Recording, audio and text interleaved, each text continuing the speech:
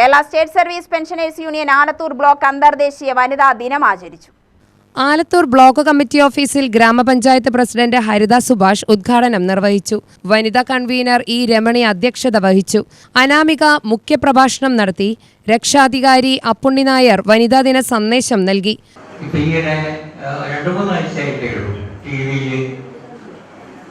ഒരു പുരുഷ പീഡന വേദി രൂപീകരിച്ചതായിട്ട് പ്രഖ്യാപിച്ചു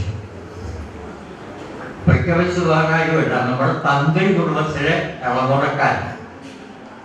തന്ത്രി വിദ്യാഭ്യാസമുള്ളവരാണ്, കല്യാണം കഴിച്ചിട്ടുള്ളവരാണ് എല്ലാം.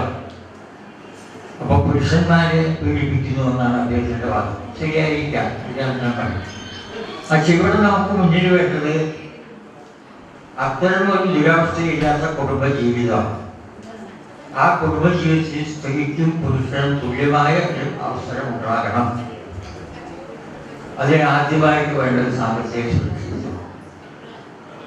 അതിനെ ലക്ഷ്യമാക്കിയാണ് കേരളത്തിലെ ഇന്നത്തെ ഗവൺമെന്റ് പ്രവർത്തിച്ചുകൊണ്ടിരിക്കുന്നത്. വനിതാ സമിതി joint convener M Hajira, ward member Sheeba, സംസ്ഥാന കൗൺസിലർ അസിത്താമ, എസ് മുഹമ്മദ്, ശ്രീജ എന്നിവർ സംസാരിച്ചു. UTV news, Palakkad.